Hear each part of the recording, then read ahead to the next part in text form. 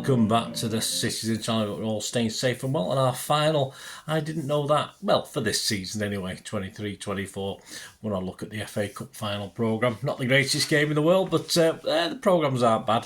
So we'll have a look at that one for the City United FA Cup final. Of course, we'll check out any facts and oddities, mainly blue facts and oddities, guys. I won't be doing much on that lot, in fairness, but hey, they were there, weren't they, unfortunately?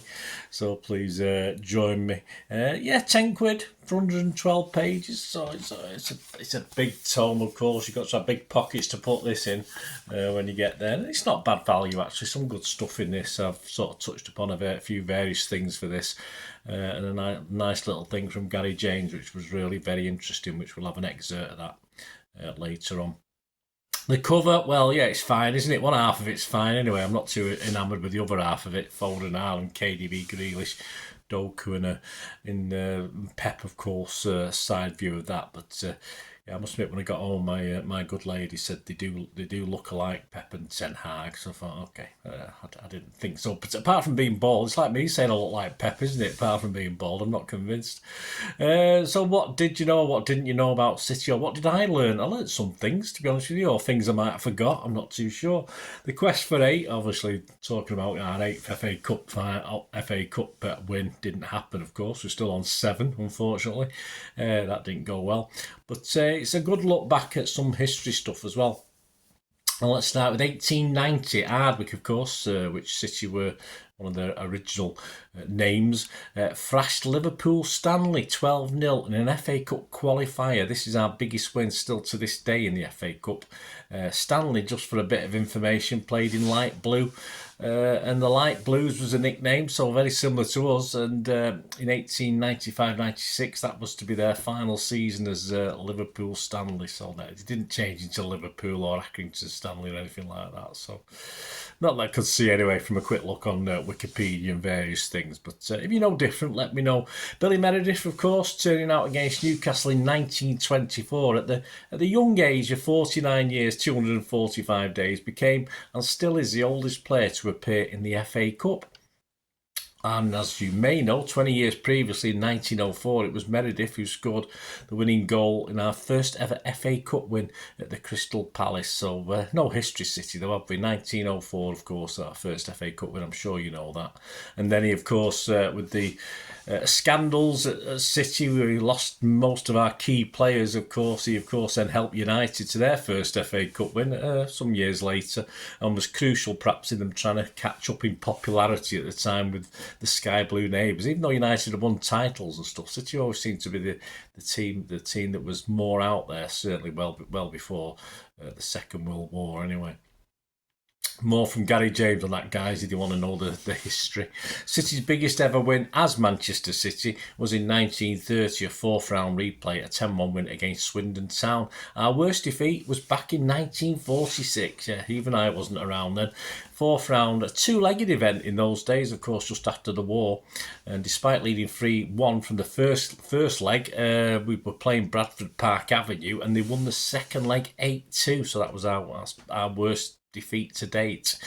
In FA Cup history, only 3 men have scored 5 in the FA Cup. I witnessed one, as most of you did this season, of course, with Erling getting his 5 against Luton, and he joined other ex-City players like Frank Roberts and Bobby Marshall, the other 2 to have scored 5 goals. As I said, Gary James picks his all-time best FA Cup winning 11. We'll have a little look at that in a bit, see if I agree. And yeah, I can tell you now, I probably do agree mostly. I'd have to have a think about other players who might slot in, but I'm quite happy with what Gary's come up with. We'll see what you think in a bit. General FA stuff. Downham Town from Norfolk were formed in 1881. Got their first taste of FA Cup football just this season, so 142 years after they were actually formed, and that's the longest a club has had to wait since being formed to get a taste of FA Cup football. They actually lost the game 1-0, but hey, we'll not worry about that. Kettering Town are the top scoring club in FA Cup history. There you go, there's a cracker. 912 goals in 126 FA Cup campaigns. And next up are Spurs. Yes, so Spurs have a bit of history as well, don't they? Well done. Non-league Yeovil have made it to the FA Cup first round proper a record 53 times, so no other non-league club achieved that. Before Leeds were pulled out of the hat first in the fourth round of this year's competition, they'd been drawn away a record-breaking 13 consecutive times. Poor Leeds. About United, well, I'm not asked about that, so we'll not bother with that. About City and United, well, interesting fact, City have 400 official supporters clubs around the world. United, 300. There you go. Did you know that? Anyway, back to this Gary James excerpt, and I've got new glasses. They're not as good for reading, so I'll have to manoeuvre them a little bit to read this out for you. It's called Manchester City's all-time best FA Cup winning 11. So we'll have a look at what Gary come up with. Let's see what you think, guys. Right, in goal, interesting one. I'd say this is FA Cup, so it could go back to 1904. So there'll be some names you're familiar with, some names perhaps you're not, but generally names you do know, because obviously we can only reflect on what we know, seeing past performances, etc. But in goal, I would say so. Yes, I mean I might give a shout out for Big Joe Corrigan with this as well, because I thought he was the world's best keeper for 3 or 4 seasons. But he's got Bert Troutman, Gary, of course. The 1956 FWA Player of the Year. Troutman is the ultimate selection, playing on with a broken neck in the 56 final, starting attacks with a long throw. He also starred throughout the 1956 Cup run, which included City's 2-0 defeat of the Busby Babes. Yeah, so that's a goalkeeper. Right back, he's got Tony Buck. I'm not going to particularly argue with that one. FWA Player of the Year in 1969. Buck captained City to the FA Cup success and led the Blues through a glorious era when derby games needed to end in a City victory. Still revered, this seemed to end in a City victory. This humble legend was also a trophy-winning manager and coached City to FA Youth Cup success over United in 1986. And on his other side, number 3, and I don't disagree with this, particularly of the number 3s I've known, Glyn Pardoe at number 3. All right, footer who typically played on the left. City's, I didn't particularly know that, actually. I just assumed he was a left-footed player. I only saw him dozens of times, don't worry about it. City's youngest ever debutant, was exceptionally good in the air, and what a dependable member of the 1968 League Championship and the 1969 FA Cup winning teams. Pardoe's instincts, passing ability and tackling expertise made him a cultured defender. He certainly was. And at number 4, again, I'm not going to argue much with Gary, Vincent Kompany, captained City for a record 6-0 victory in the 2019 final and played in a 2011 success over Stoke. The determined Belgium led by example through many glorious trophy-winning seasons and had a knack of scoring special goals at important moments. He certainly did. And at number 5 in midfield, Ilkay Gundogan. That's an interesting one. I could probably think back and come up with an option for Ilkay, but I mean, I'm not going to say it now. I mean, what a hero, what a legend. As Gary said, the hero of the 2023 final, selected here to get City off to a great start, and if the game is in the balance, to pop up with a second goal. The German international is another true leader, captaining City to a remarkable treble. He was also a member of the 2019 FA Cup winning team, of course he was.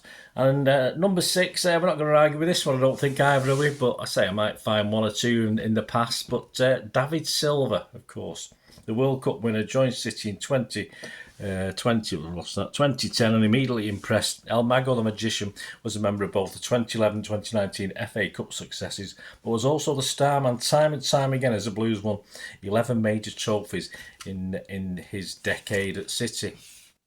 And number 7, a very interesting one. He has gone back in time with this one. He wouldn't have seen him live, of course, but everything we know about it sort of probably warrants his place in this.